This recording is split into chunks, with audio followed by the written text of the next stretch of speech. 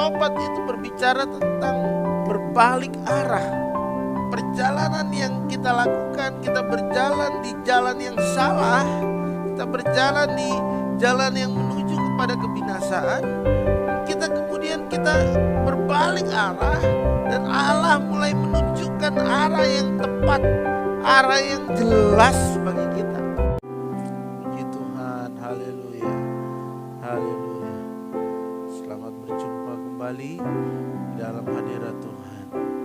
Haleluya. Sebelum kita diisi firman Tuhan, mari sama-sama kita masuk di dalam penyembahan kepada Tuhan. Haleluya.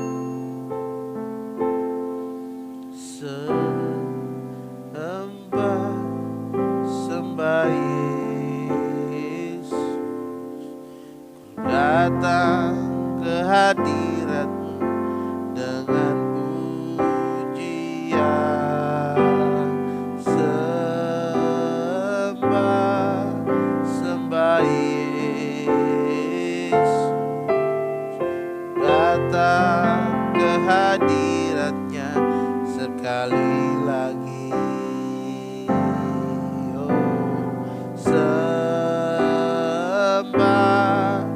Sembah Yesus, datang ke hadirat-Nya dengan pujian.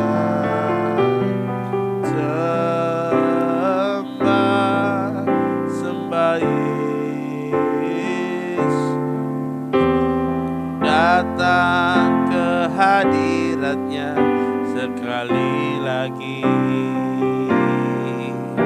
dan diperbaharui, dan diperbaharui, dan diperbaharui di dalam hadirat Tuhan, dan diperbaharui, dan diperbaharui, dan diperbaharui di dalam hadirat Tuhan. Haleluya.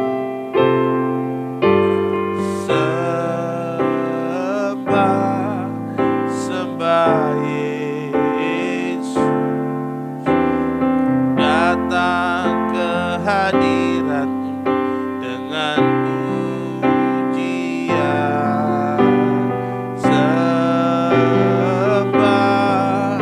Sembah Yesus, ku datang ke hadirat-Nya sekali lagi,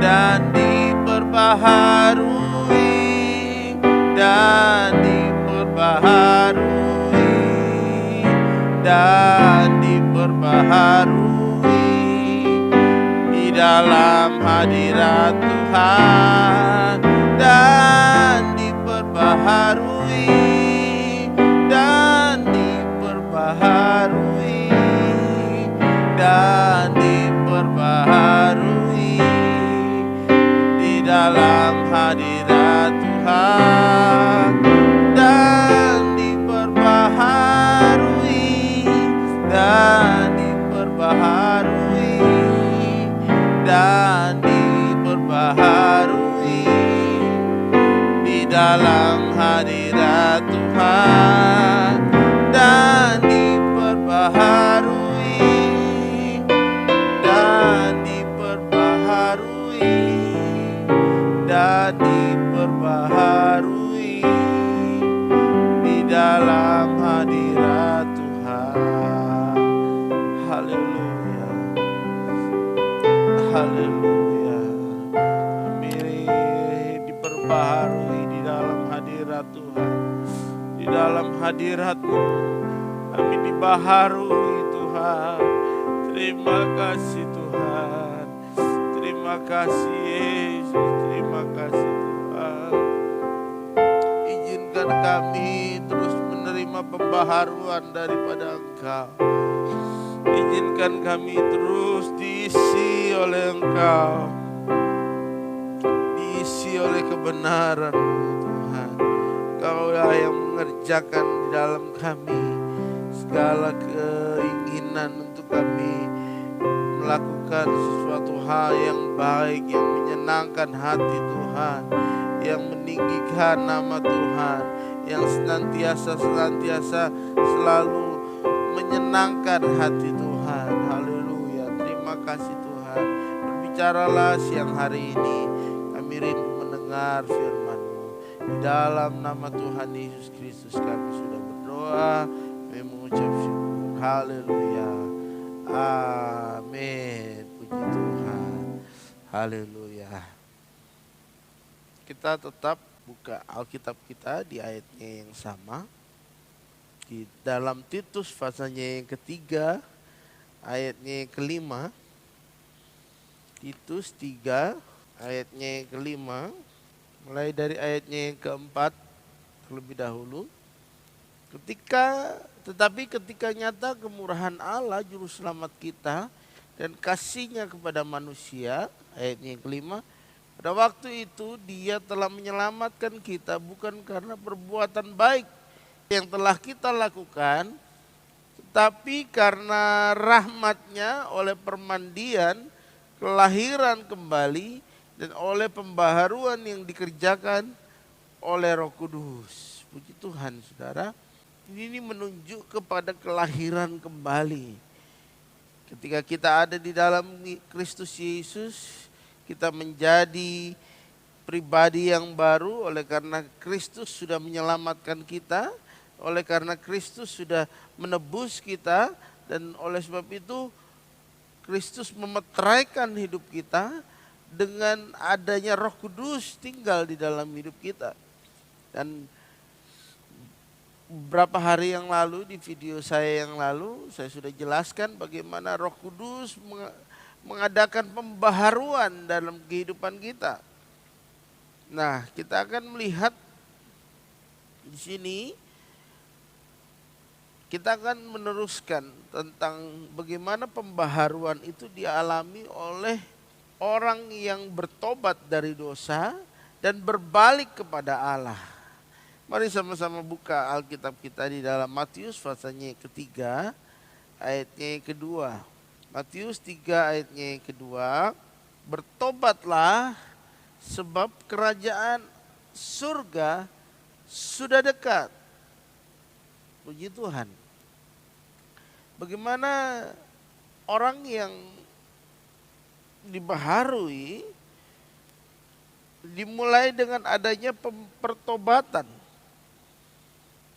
Adanya pertobatan yang dialami, bertobat dari dosa dan berbalik kepada Allah. Dan kemudian beriman kepada Yesus Kristus sebagai Tuhan dan Juru Selamat. Ada iman yang bertumbuh di dalam setiap orang percaya. Ada iman yang setiap hari bertumbuh, selalu bertumbuh kepada Yesus Kristus sebagai Tuhan dan Juru Selamat. Dan ini ditandai dengan kita rindu senantiasa mendekat kepada Tuhan. Rindu dekat dengan Tuhan. Perubahan ini kita akan alami, dan tandanya ketika kita rindu mendekat kepada Tuhan, rindu senantiasa cari Tuhan, rindu mendengar firman Tuhan, rindu fellowship, mengadakan fellowship dengan Tuhan. Setiap hari kita membangun hubungan dengan Tuhan. Rindu untuk berdoa kepada Tuhan. Ada hubungan yang kita jalin, ada hubungan pribadi yang kita jalin dengan Tuhan, dan itu merupakan satu perjalanan hidup yang progresif, perjalanan yang terus menerus. Ada pembaharuan demi pembaharuan di dalam kehidupan kita. Tetapi yang dahulu kita harus kerjakan, di mana Allah mengerjakan pertobatan di dalam hidup kita. Allah mengerjakan pertobatan dan Allah mengerjakan repentance, pertobatan, berbalik daripada jalan kita. Kalau dahulu kita berjalan menurut keinginan nafsu kita, kalau dahulu kita berjalan menurut keinginan hati kita, tetapi ketika Allah menjamah kita, kita diubahkan oleh Tuhan, kita bertemu dengan pribadi Yesus Kristus, dan kita mulai bertobat dari jalan kita yang jahat dan masuk kepada pertobatan. Bertobat itu berbicara tentang berbalik arah. Yang tadinya kita berjalan menuju kebinasaan, kita mengadakan perjalanan yang menuju kebinasaan, tetapi ketika kita menyadari bahwa perjalanan yang kita lakukan, kita berjalan di jalan yang salah, kita berjalan di jalan yang menuju kepada kebinasaan, dan kita berbalik arah, dan Allah mulai menunjukkan arah yang tepat, arah yang jelas bagi kita. Arah-arah di mana Allah mulai menunjukkan jalan-jalan kepada kita. Jalan-jalannya, kalau dahulu mungkin kita hidup bohong-bohong dikit gak apa-apa.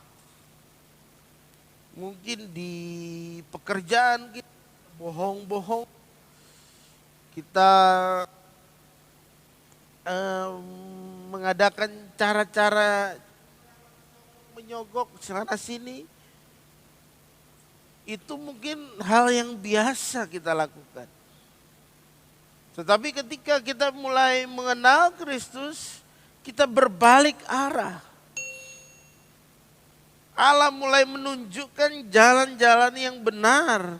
Allah mulai menunjukkan kemana kita harus melangkah, bagaimana kita harus bersikap, bagaimana kita harus hidup berbalik daripada jalan yang jahat. Dan kemudian kita berjalan di dalam jalan-jalannya Tuhan. Yohanes 1 ayatnya yang ke-12. Yohanes 1 ayatnya yang ke-12, tetapi semua orang yang menerimanya diberinya kuasa supaya menjadi anak-anak Allah, yaitu mereka yang percaya dalam namanya, orang-orangnya diperanakkan bukan dari darah atau daging, bukan pula secara jasmani atau keinginan laki-laki, melainkan dari Allah. Ayat 14, firman itu telah menjadi manusia dan diam di antara kita.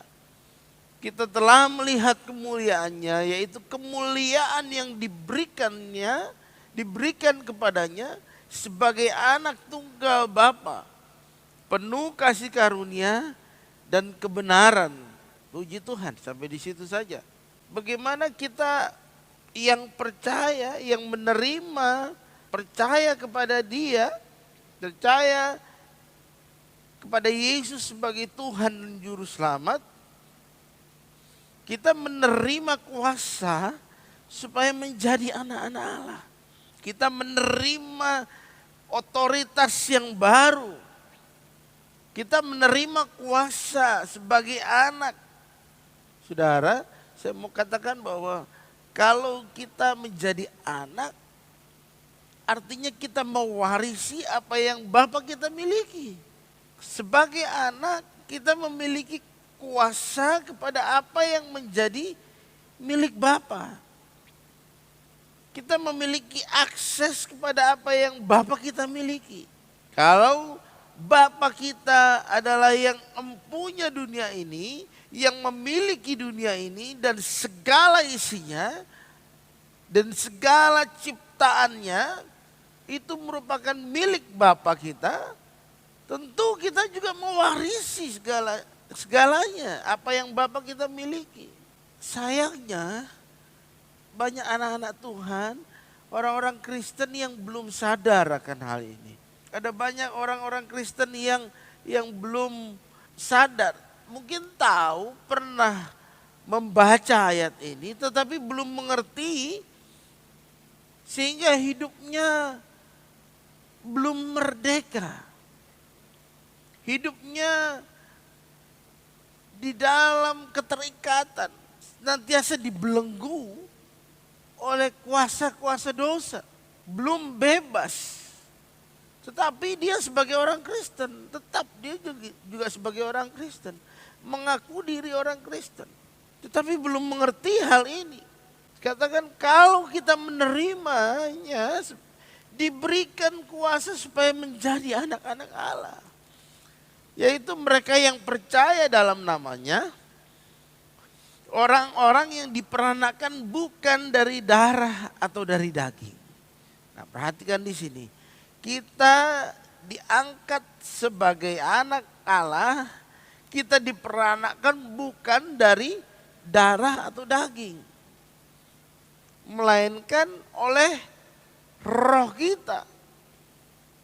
Bukan secara jasmani, tetapi secara rohani. Roh kita yang terlebih dahulu dibenarkan. Allah mengerjakan segala sesuatu dari dalam hidup kita. Roh kita yang dibenarkan, roh kita yang sejatinya mendapatkan tempat untuk kekekalan, mendapatkan tempat untuk memperoleh hidup yang kekal. Karena apa? Karena yang ada di dalam kita itu, kita semua dipengaruhi oleh roh. Percaya atau tidak bahwa ketika orang meninggal, ketika orang mati, rohnya sudah gak ada. Sehingga tubuhnya mau diinjak-injak, mau dikata-katain, tubuhnya mau dipukul, itu gak pengaruh. Karena sudah tidak ada jiwa dan roh. Rohnya sudah kembali kepada Bapa. Rohnya sudah kembali kepada yang empunya. Oleh sebab itu, kita diperanakan, status kita diubahkan bukan melalui darah dan daging. Kita tidak diperanakan melalui jasmani kita, tetapi kita diperanakan secara rohani. Secara rohani status kita sudah berbeda. Secara rohani kita sudah diangkat sebagai anak Allah. Kita mewarisi apa yang Bapa kita miliki. Kalau Bapa kita adalah Allah penguasa langit dan bumi, Dialah yang pencipta segalanya, otomatis kita juga memiliki akses ke situ. Tentunya kita tidak lagi hidup di dalam keterikatan kuasa dosa. Kita tidak lagi hidup di dalam kehidupan secara nafsu duniawi. Kita sudah tidak menjadi bagian daripada dunia ini. Kita merupakan anak Allah. Orang yang sudah berpindah ke warga negaraan. Sudah berpindah dari gelap menuju terang yang ajaib. Ayat 14. Firman itu telah menjadi manusia dan diam di antara kita. Firman itu. Siapa firman itu? Dialah Yesus, pribadi Yesus. Dialah pribadi ilahi yang sudah menjadi manusia. Dialah firman, pribadi Tuhan yang ada direpresentasikan oleh Yesus. Dan Yesus itulah firman yang sudah menjadi manusia dan diam di antara kita. Dan kita telah melihat kemuliaannya, kemuliaan Yesus sendiri. Yaitu kemuliaan yang diberikan kepadanya sebagai anak tunggal Bapa, penuh kasih karunia dan kebenaran. Yesuslah pusat segalanya dalam hidup kita. Yesuslah segala-galanya yang terutama dalam hidup kita. Segala khotbah-khotbah yang dikhotbahkan harus berpusat kepada Kristus. Harus berpusat kepada Injil kerajaan surga. Oleh karena Yesuslah kita ada. Oleh karena Yesuslah, Dia firman yang sudah menjadi manusia. Dia adalah pribadi Allah yang sudah menjadi manusia. Dan kepadanya sudah diberikan kemuliaannya. Dan kita sudah melihat kemuliaan Dia. Dialah pribadi yang penuh dengan kasih karunia. Yesuslah satu-satunya pribadi yang penuh dengan kebenaran di situ. Dia adalah kebenaran. Dia adalah sang kebenaran. Kepadanya lah kita harus mengacu. Sebab kebenaran itu adalah Dia sendiri. Segala kesaksian harus berpusat kepada Yesus. Allah tidak pernah menawarkan keselamatan, tidak memaksa menawarkan keselamatan kepada kita melalui kematian Kristus. Selain oleh dorongan kasih dan belas kasihannya sendiri, inisiatif keselamatan terletak padanya, pada Yesus. Allah yang kekal itu menjadi manusia. Kemanusiaan dan keilahian berpadu di dalam dirinya. Dengan merendahkan dirinya, Ia memasuki hidup kemanusiaan dengan segala keterbatasan dari pengalaman manusia. Firman itu sudah menjadi manusia dan tinggal bersama-sama dengan kita.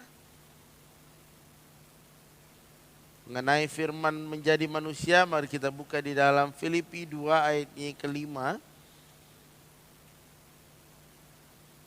Filipi 2 ayatnya ke-5. Hendaklah kamu dalam hidupmu bersama menaruh pikiran dan perasaan yang terdapat juga dalam Kristus Yesus, yang walaupun dalam rupa Allah, tidak menganggap kesetaraan dengan Allah itu sebagai milik yang harus dipertahankan, melainkan telah mengosongkan dirinya sendiri dan mengambil rupa seorang hamba dan menjadi sama dengan manusia. Perhatikan di sini, Yesus sudah mengambil rupa sebagai hamba. Dia sudah menghambakan dirinya menjadi sama dengan manusia. Dan merendahkan dirinya, taat sampai mati. Bahkan mati di atas kayu salib. Oleh sebab itu, manfaatkanlah kesempatan ini, saudara. Saudara yang menyaksikan program ini, saudara yang belum percaya kepada Yesus, ini merupakan kesempatan yang indah. Kesempatan saudara bisa percaya kepada Dia. Ambil keputusan sekarang juga. Percaya kepada Dia. Sebab hanya di dalam Dia sudah menjamin, hanya di dalam Yesuslah jaminan keselamatan itu ada. Kita mendapatkan jaminan keselamatan. Bagi kita yang percaya kepada Dia, keselamatan itu sudah menjadi bagian kita. Tinggal kita meneruskan perjalanan hidup kita di dalam iman kepada Dia, di dalam ketaatan kepada Dia, di dalam pembaharuan demi pembaharuan yang kita hadapi, yang kita alami bersama-sama dengan Dia. Tetapi terima dahulu. Jadikan Dia sebagai Tuhan dan Juru Selamat. di dalam hidupmu. Satu-satunya Tuhan dan Juru Selamat. Maka Dia akan menyelamatkan engkau. Maka Dia akan mengubah statusmu. Kau yang tadinya bukan anak, engkau dijadikan anak. Jadi anak Allah, mendapat waris kerajaan surga. Amin. Puji Tuhan. Semoga firman Tuhan menjadi berkat bagi kita semua. Mari kita berdoa. Terima kasih Tuhan. Terima kasih buat kebenaran-Mu, firman-Mu yang sudah Engkau sampaikan dalam hidup kami. Kami mengucap syukur bahwa kami sudah diangkat sebagai anak-Mu dan kami mewarisi kerajaan-Mu. Kami mendapatkan akses semuanya itu. Terima kasih Tuhan, terima kasih. Tanamkan firman-Mu dalam hidup kami, biar kiranya kami semakin hidup di dalam iman percaya kepada Engkau saja. Terima kasih Tuhan, terima kasih. Kami alaskan doa ini di dalam nama Tuhan Yesus Kristus. Haleluya. Amin. Puji Tuhan. Tetap subscribe, tekan belnya untuk saudara mendapatkan notifikasi dari kami kalau kami mengupload video. Puji Tuhan, Tuhan Yesus memberkati. Haleluya.